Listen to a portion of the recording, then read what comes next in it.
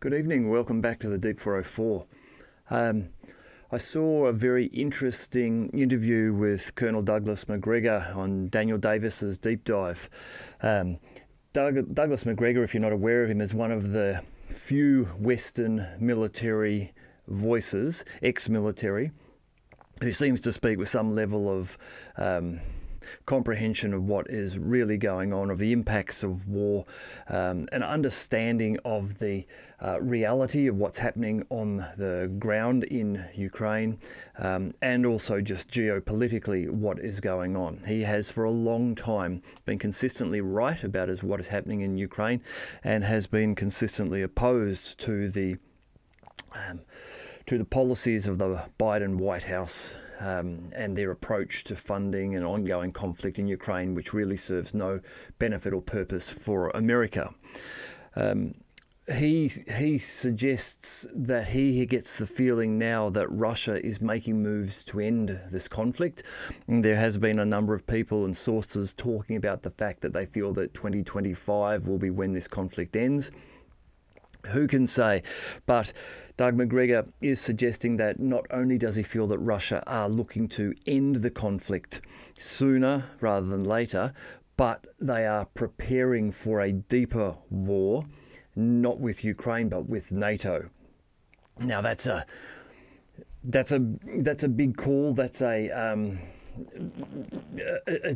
topic which a lot of people are suggesting may happen. I have said many times that I think that NATO is unlikely to want to get into a war with Russia because of the political and economic damage it will do to the European nations. That's not to say that they won't do it. You know, wars have happened before when people have thought that the concept of preserving an economy or trade between nations would supersede the desire to go to war, and they were wrong. So I could be very wrong here, and Douglas McGregor has probably got far better sources than I have. So if he is now starting to suggest that his concern is that Russia is preparing for war with NATO, then I think it's something worth listening to.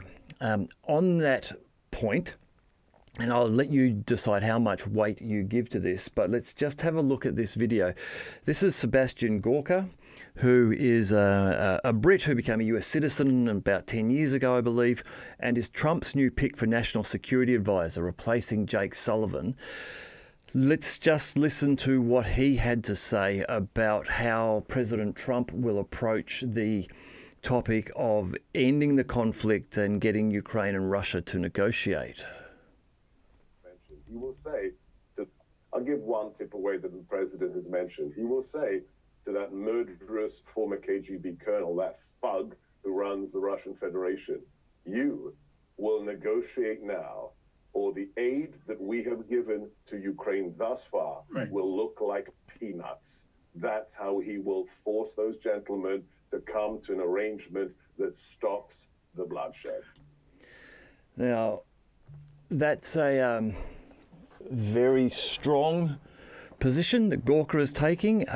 He's yet to be confirmed as Trump's national security advisor, so he may not, he may not get that role. But it's possible. It's possible. Apologies. It's possible that he will. What seems to be the flaw in Gorka's statement is that he is suggesting that Trump will say, and this is not Trump's words, so Trump may actually be saying something different to this, and he has up until this stage, but we'll have to wait and see now. He's suggesting that America will pour so much funding into Ukraine that the support they've given thus far will appear like peanuts. This I don't know how that he will achieve, for many reasons. Politically, this is not a popular idea to take more taxpayers' money and pour them into the hole that is the Ukraine conflict. Plus, you've got to consider, what does America have left to give? Given that America is not facing an existential crisis and doesn't need to be in this war, what do they actually have left to give in terms of military equipment and capability? The American public does not want their young men on the battlefield fighting Russia in Ukraine. So that means they could provide more arms, more money. Now, in terms of arms and equipment, we know that the West are struggling to produce and replenish the supplies they've already sent to the Ukraine. They are far behind what Russia is producing. There was an announcement from, I can't recall who it was now, just this week in the West, suggesting that the entire European production capability for war is about a quarter of what Russia's capability is at the moment. So Sebastian Gorka saying that America is going to just pour in the funds sounds unrealistic. Getting that approved through both the government and by the public is going to be tough, particularly when you consider that Israel is deep in a conflict with Hezbollah and Hamas and their tensions with Iran. Any additional military funding is likely to be drawn towards Israel and away from Ukraine. Now, on that topic, just today, there are some images on X coming out of some heavy Israeli attacks and bombing on southern Lebanon, as their reports come out that a ceasefire deal has been agreed and will be going into action very shortly. It seems as though the Israelis are trying to get in as much damage as they can before the ceasefire takes hold. But putting that aside, it's a temporary ceasefire at this stage. Who knows how long it will last?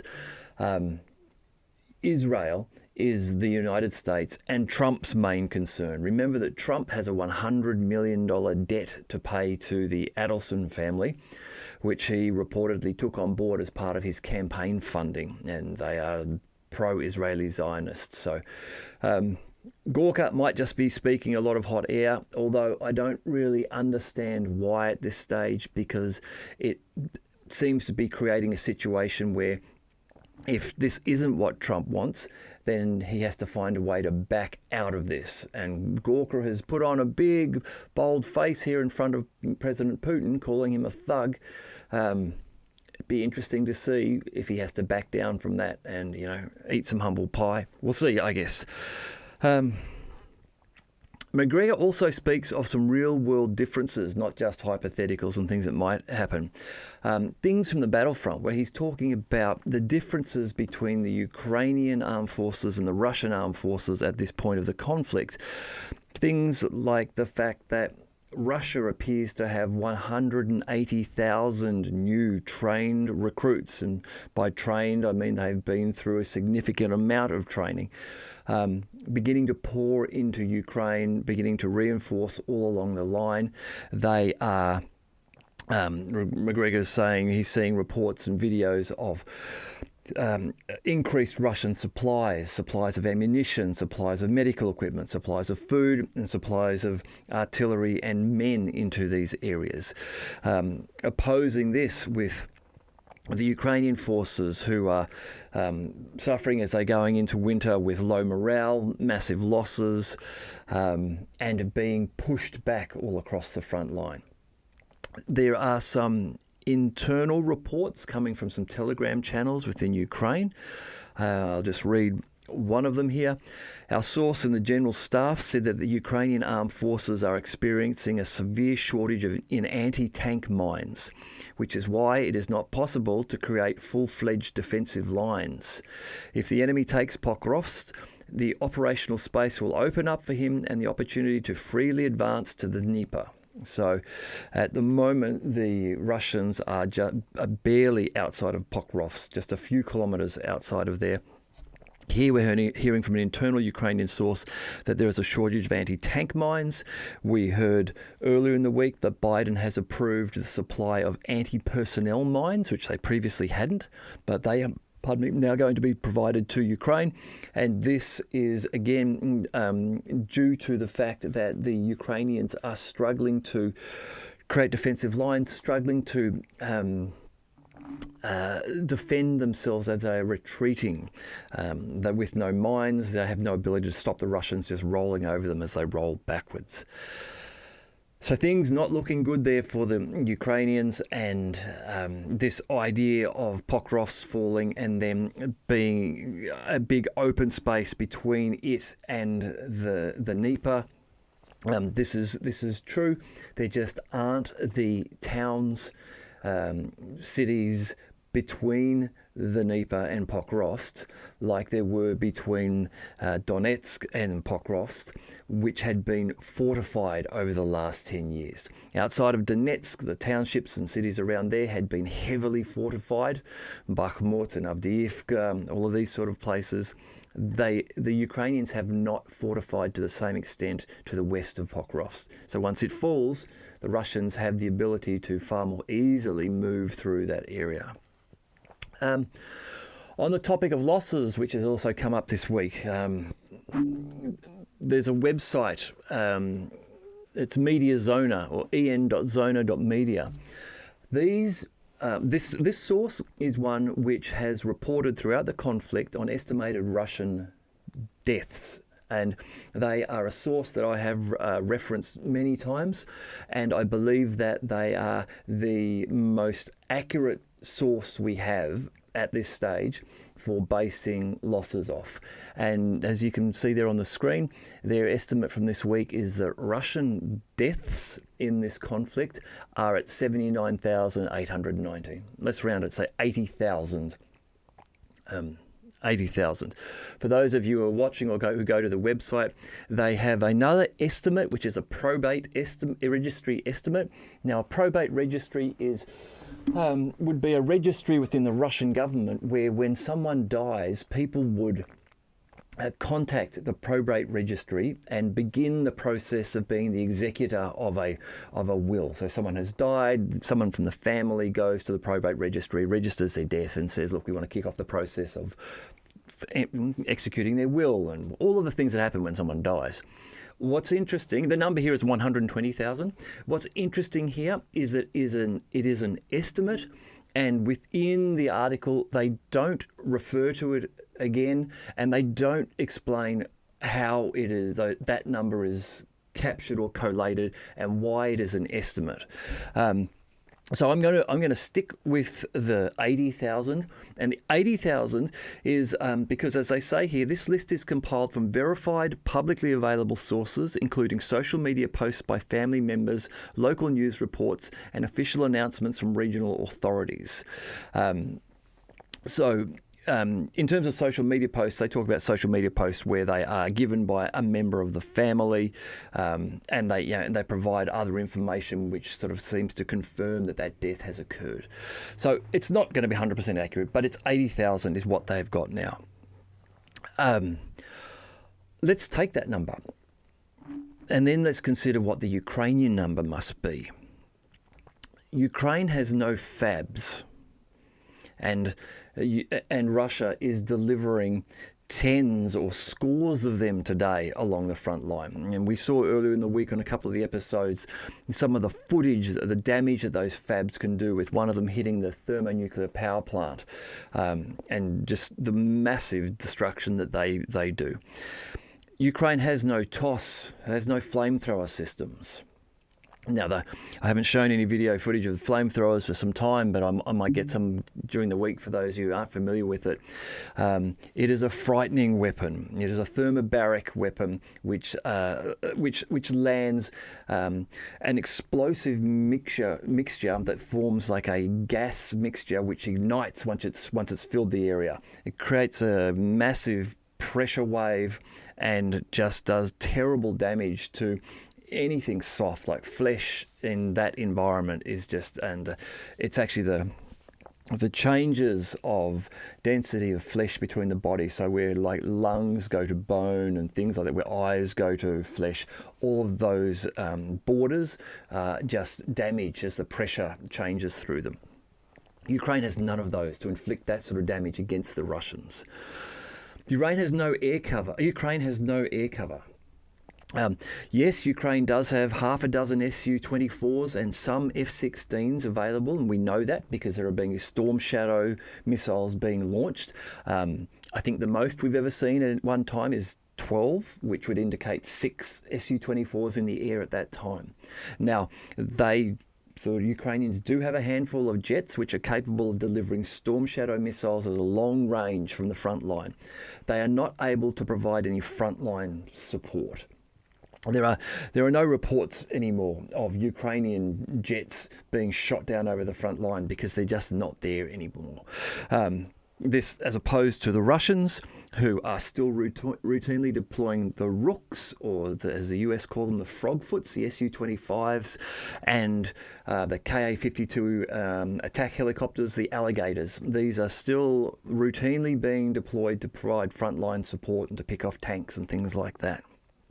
So Ukraine has no air cover.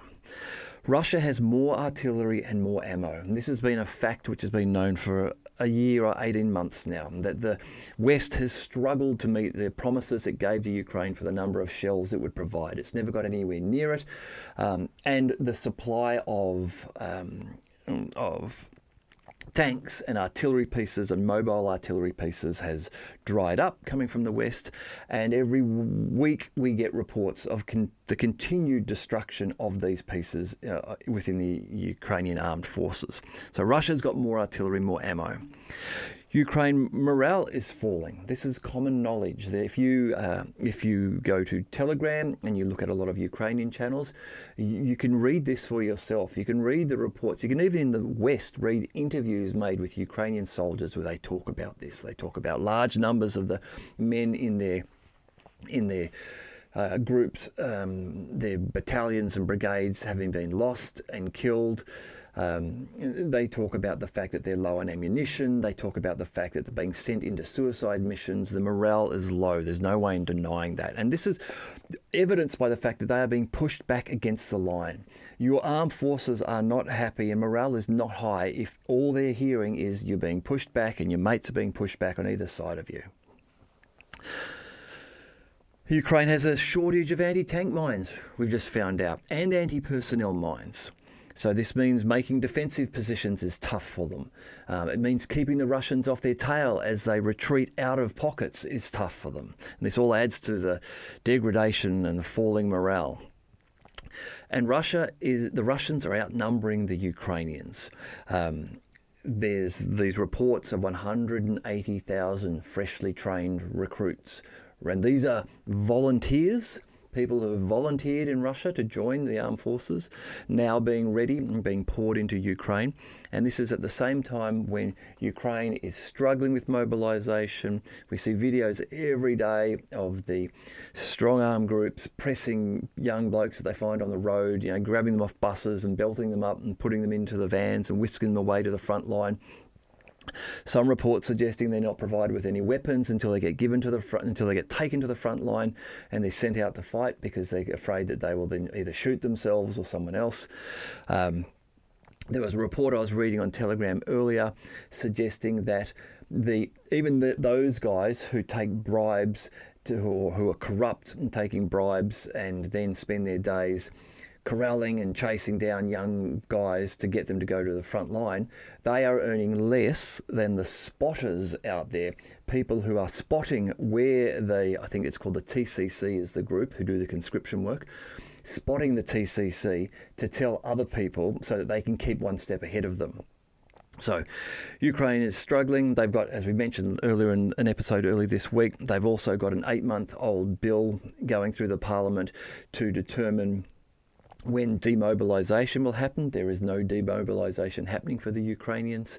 And again, this is different to the Russians, where with all of these new fresh forces coming in, the Russian troops are experiencing regular and reliable rotation. They're spending some time at the front line and then they're being rotated back out for R&R. This is happening and keeping them fresh and keeping their morale high. So things are far worse for the Ukrainians and have been for a long time. I watch the Russian Ministry of Defense daily reports, and you can choose to believe them or not. That's up to you. But even they have just shown a trend in time over the last 18 months of how the Ukrainians would go from maybe reported losses of 500 men killed and wounded a day to 800 men killed and wounded a day to now it's always over 2,000 a day. So that trend is happening. So if we take the number of 80,000 killed Russians in this conflict in these 3 years, then multiply that figure by the number of your choosing, 3, 5, 10, and that will give you an estimate of what the Ukrainian losses must be, because there is no logical way that the Ukrainian losses can be less than the Russian losses. And by all common sense, the Ukrainian losses are far higher, as I say, possibly getting close to an order of magnitude higher. So that number is huge. And it is very easy, for Biden and Gorka and Starmer and Macron to say that Ukraine must keep fighting, because they're not there dying on the front line. They haven't got the young men from their country fighting and dying under these conditions. They're not dealing with that direct political pressure. So it's very easy for them to say that. Now, just on the note there, again, some reporting from within Ukraine. This comes from a Telegram channel, which is a Ukrainian channel which has got internal sources within Ukraine. They write, Politico, Western newspaper source, Politico writes that Biden secretly asked Congress for an additional $24 billion to help Kiev and replenish the Pentagon's weapons stockpiles. Supposedly, this issue will be considered in December. So there's a couple of interesting things here. Biden, in his last two months, or almost last 6 or 7 weeks now, reportedly requesting $24 billion more to help replenish, or to help Kiev, and to help replenish the Pentagon's weapon stockpiles. That will be the main concern here, I think, as things in Israel are heating up and the possibility of conflict which might drag the US into the Middle East is occurring. And there's always the threat in the back of the US mind of China.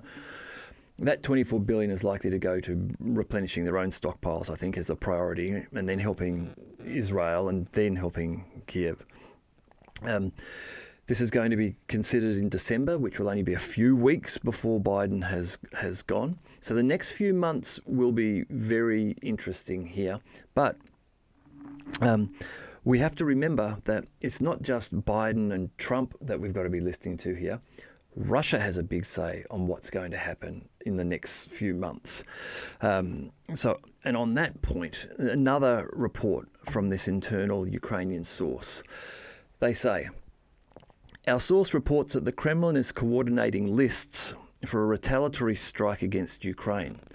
The Kremlin will keep its promise and will fly en masse to Ukraine in response to the Ukrainian armed forces' strikes with Western ATACMS missiles on the Kursk region. Zelensky deliberately launched a massive strike to try to disrupt Trump's peace plan and further ignite the Ukrainian crisis. According to our source, even a massive combined strike with the use of all means of destruction is being discussed. Gerans will fly en masse, followed by Kalibras and X's, then Iskanders and Onyxes, and for dessert, Oreshnik. Everyone is waiting for the list of targets. Most likely, many will fly to Western Ukraine and Kiev. Many on logistics and railroads, many on energy, and possibly dams. We advise you not to ignore the alarm. Stock up on water, food, and charge everything you can. If the Kremlin announces the lists, it should not be treated irresponsibly, although Bankova, the Ukrainian government, will try to troll again since they need a tragedy. Now, this also is interesting, as earlier today I was watching on X and AMK Mapping. He has been posting some interesting reports on some unusual bomber movements in Russia at Engels and Engels 2, and some movement of the big heavy bombers around between the airfields, which is reportedly somewhat unusual. So maybe we are going to see a large response from Russia, and maybe Douglas McGregor is right in that Russia is looking to wind up this conflict, and maybe these reports about Pokrov's being about to fall and opening the gates to the Dnieper is what the Russians are looking at doing, and pushing themselves to the Dnieper, so that perhaps by the time Trump comes in and Trump tries to negotiate with whatever means he has, the Russians themselves are in a far, far stronger position. All right, good night. I'll talk to you again soon.